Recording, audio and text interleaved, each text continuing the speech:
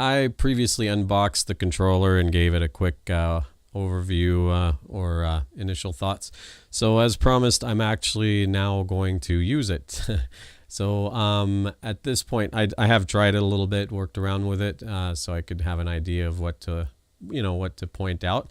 And one thing I have noticed is that it works almost flawlessly with Windows. It is a wonderful controller for, to control your PC, basically. It does pretty much everything a mouse and keyboard can do, and it does it quite well. So, of course, you use the little scroll pad here, the track pad, if you want to move the pointer. And to right-click, you use the left trigger, and you pull up the text menus here. And left clicking is actually the right trigger. It's kind of confusing when I word it that way, but it actually seems natural when you use it. If I can move the icons quite easily, that would be kind of taxing with a controller normally. But look how precisely I can move these around. It's quite neat, and I don't have to take my hands off anything or my thumb or finger off. It's all handled simultaneously.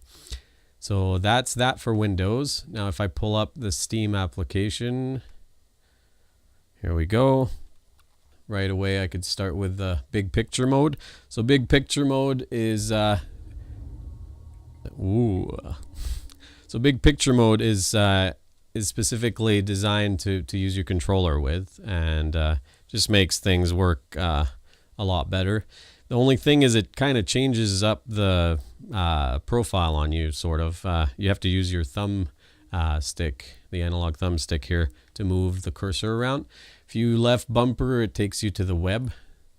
So let's say if I want to go to Google, then just hit A, and now I'm in Google. So if I do a left click or a right trigger, then here's where you can see the wonderful little keyboard that they have set up here. And this is where you use both track pads. So if I want to type out internet, I will actually click on the trackpad. So I just clicked N, and then see that? And it starts to give you suggestions, right? Okay, and then you hit done when you're done, right? And there's Google. All right. So if you want to exit, there's multiple ways, but you can hit X, close tab, or I could just go back to Steam by hitting the left bumper. There we go. Anyhow, that's kind of my quick presentation of how well it works as basically a PC controller. Some other things I noticed, the thumb buttons here, they feel really good. They pop up really nicely, and they're kind of in an awkward space compared to where I'm used to finding them, but actually because of just the feel of them, it makes it a little bit easier to work with, given that they're in an unusual area. Plus, they pop up nicely when you press them down. They pop right back up. So it feels like a quality button. And all right, so if we go to Call of Duty, I haven't played multiplayer yet. I'm not a big multiplayer guy. Let's launch that. And I'll just resume the story. Okay, so Call of Duty. And here what's nice is if there's that HD haptics feedback. So if I slide the trackpad here, if I just glide my thumb over it, there's kind of a residual effect when you let it fly, if you know what I mean. And then, you could just look up, down, and I'm using the analog thumbstick as always to direct my walking and strafing and whatnot. If I want to run, I just hold down the thumbstick. It does click, right? Something else that's really nice, I can jump. I can keep my thumbstick pressed down to run. I can keep my thumb on the vision control there to keep switching my visual angles, and then I could jump with my finger. So it's you don't have to take your fingers off of anything. Just makes it more immersive, I find, and of course more practical. And it's definitely fairly accurate. if I just want to zoom in and let's see, what was the zoom right there? As you can see, let's just try to shoot that hat. There it goes. Right? Zoom out. Let's see if we can go find some enemies here.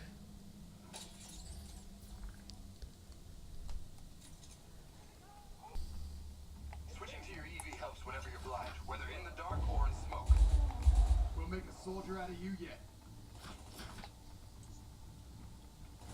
Taking fire!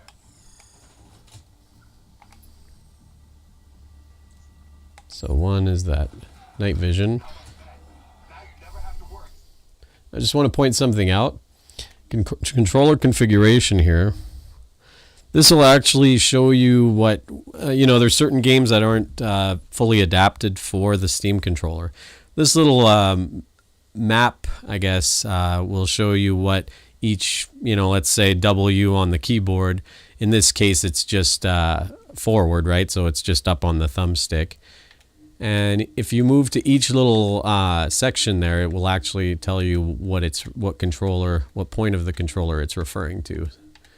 That makes it very straightforward and easy to understand. So, for example, on the keyboard, space is jump, right?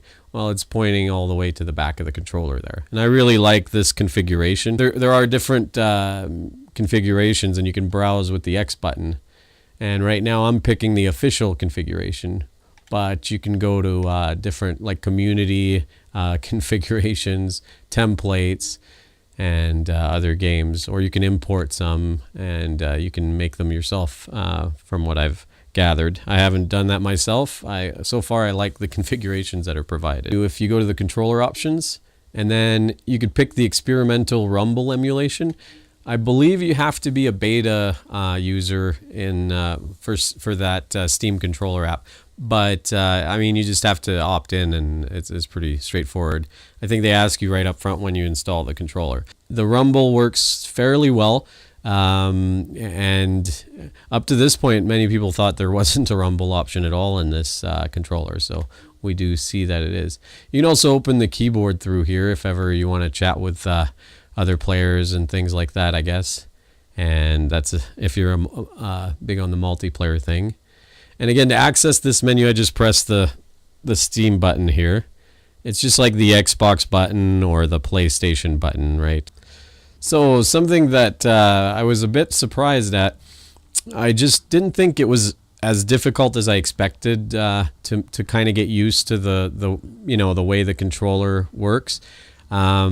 I read a lot that people are having difficulty. It's like reprogramming yourself on using game controllers. I just didn't feel like I had to reprogram myself really, like some people are saying. And my girlfriend pointed out that that's actually, when she tried it out, she felt kind of like she felt when she tried my trackball mouse.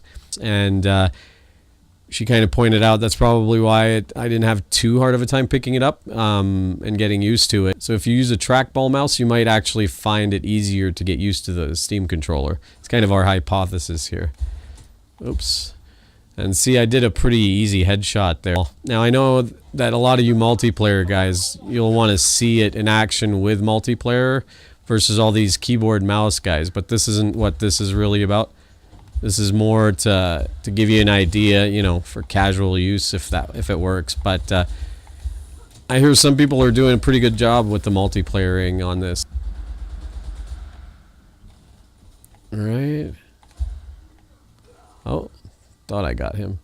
As far as I'm concerned, it definitely does kind of meet. I have played a lot with mouse and keyboard, and it's definitely a step closer to that. It doesn't replace it fully. But it's a little early on for me to say whether it can actually replace those. But it's definitely a couple of steps closer even. So I'd highly recommend it, especially that it's being offered at a decent price. I mean, I found, it's cheaper where I live anyway. It's even cheaper than a DualShock 4 controller. And, it's at least competitive with it, if not better, to use with PC. So thanks for tuning in. Hopefully this gave you an idea of whether you'd like this controller or not. And please subscribe if you haven't done so yet. And I'll have more reviews in the near future. Thanks.